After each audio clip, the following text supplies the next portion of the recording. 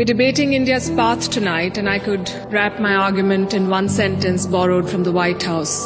Go to New Delhi and see it for yourself. But I've been given more time than that, so I will tell you what I see. Earlier this week, I was on my way to the Delhi airport. There was a lot of traffic. At one point, the car stopped. On the roadside, I saw two vendors. One was selling fruit, the other was selling coconut water. What caught my attention was not what they were selling, but how they were selling it. Both had a QR code prominently displayed, and every single customer walked up to them, scanned this QR code, and paid for their purchase, every single one of them. To me, this is a picture of today's India. It shows three developments, three of the many developments I shall list out tonight. Number one is financial inclusion. Both the vendors had a bank account linked to their mobile phone. Number two is internet or mobile penetration, what we call digital India. It was 15% 9 years back. It's 48% today. And number three is the airport traffic. It just keeps swelling even though we are at the receiving end. We see what it shows. From 67 million 9 years back to almost double now. To me, these things signify the path that India is on. The previous speakers have defined the motion well, but in case the evening drinks have kicked in, let me repeat. This House believes Modi's India is on the right path. And how do you determine if the path is right or wrong? You look at numbers, data, surveys, reports. I shall refer to all of these as I make my arguments. But I also want to dwell on something that's more personal, more important, I think, yet unquantifiable. I'm talking about the experience of living in today's India.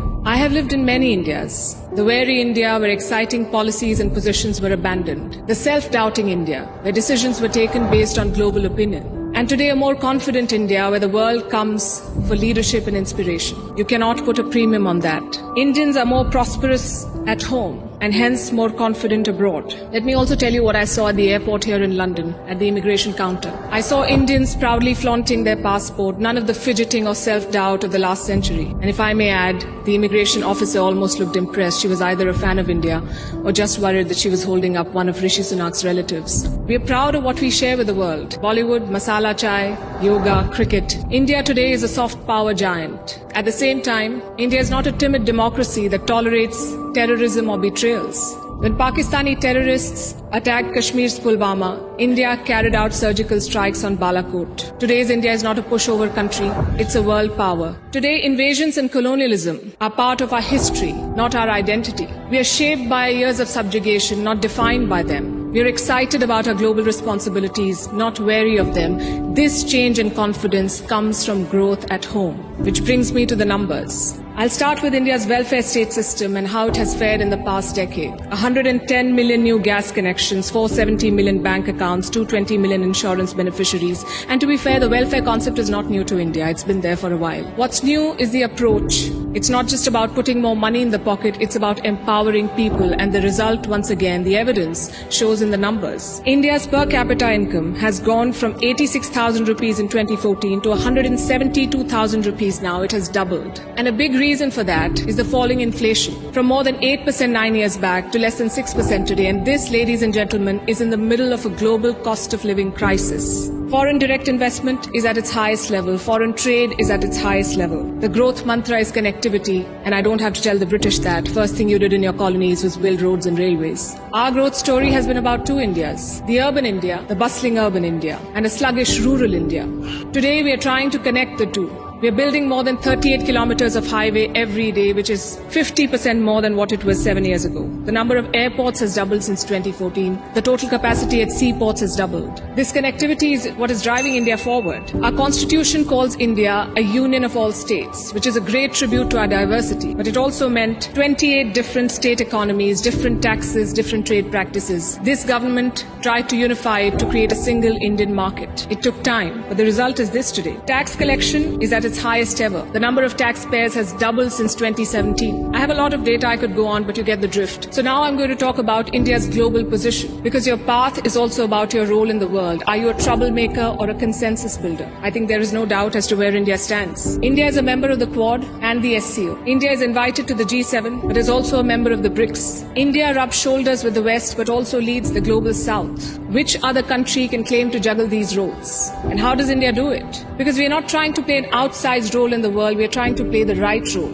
In the Russia-Ukraine war, India has not taken sides. And I know it confuses a lot of people here, but back home the thinking is very clear. It is not in our national interest to pick sides and make things worse. India has excellent relations with Russia and the West, and we want to preserve that. It's like when your two good friends fight. Do you pick sides and make things worse? Or do you try to talk sense to them and bridge the divide? I know what a good friend would do. I see what India is doing. India has always tried to be a part of the solution, not the problem. Look at our neighborhood policy. When Sri Lanka was sinking, India provided assistance worth $4 billion, no strings attached, no grudges held, for Colombo's proximity with China. A lot of people say that India is losing control of South Asia. I say South Asia was never India's to control. New Delhi is building relations based on mutual respect and equality, and the results show beyond government interactions. Countries like Nepal and Bhutan are using India's online payment systems. Students from the neighborhood come to India for training, grants, and scholarships. This government has aced what we call Buddhist diplomacy. It is leveraging India's position as a cradle of Buddhism. All these initiatives have made India popular. The world stands with us against Chinese expansionism. The global South looks up to us for leadership. The global North looks up to us for partnership. I think that's the hallmark of great diplomacy and statecraft, when you're loved and respected in all quarters. More importantly, when you're trusted in all quarters. India repaid that trust during the COVID-19 pandemic. When the world forgot about morals and globalization, India sent 24 crore vaccines to 100 countries. And you saw the result of that in Papua New Guinea. When Prime Minister Modi landed there, their Prime Minister touched his feet. This was not a personal gesture to a leader. This was a vote of thanks to the entire country. Let's talk about domestic affairs. Kashmir was brought up. This government abrogated Article 370. Today, Kashmir's economy is doing much better. 1.8 crore tourists visited the valley in the last year.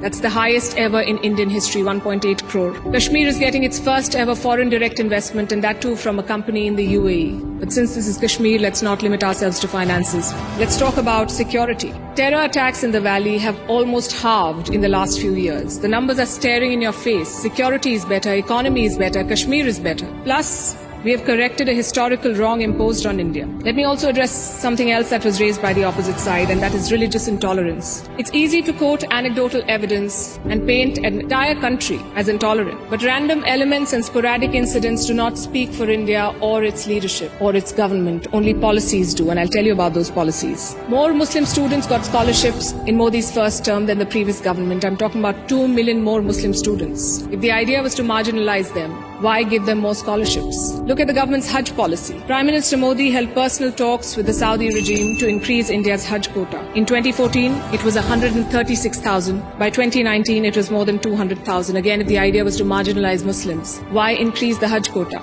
This government abolished triple talaq. Would you call it reform or repression? Let me also tell you what a Pew study found in 2021.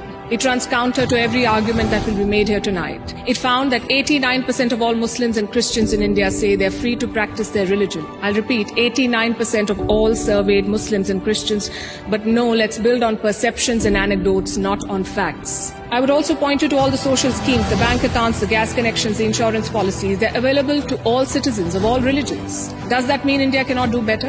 Absolutely not. Even one incident of marginalization is one too many. But how would you judge an entire country's path? In fact, it struck me when I was invited for this event, why would Oxford University be interested in debating the path of Modi's India? Because India has defied Western predictions. It's the world's largest democracy charting its own course. India today has shed the burden of trying to comply with Western constructs. No amount of lecturing or virtue signaling is shaking India's confidence, and that is what unsettles critics. There are hit-and-run experts with no accountability who make pronouncements based on their political leanings to create an anti-India narrative. GDP growth won't touch 5%. There was corruption in the Rafale deal. The government was snooping in opposition parties using Pegasus. All of these make for juicy headlines, and they make it look like everything is wrong in India. But when a Supreme Court investigation finds no wrongdoing, when India's growth crosses 7%, who is questioning these experts? When an 85% Hindu majority Karnataka votes out the BJP, is the West then lauding India's secular credentials? You see, to judge a country's path, you have to be able to separate agenda-driven narrative from facts. In conclusion, let me say this. For any country in the world, there is always a wrong path. Enough dictators and autocrats have shown us. But there is no single right path. Britain has its own right path. India has its own right path. As long as democracy is respected, as long as the constitution is respected, I would say to each their own.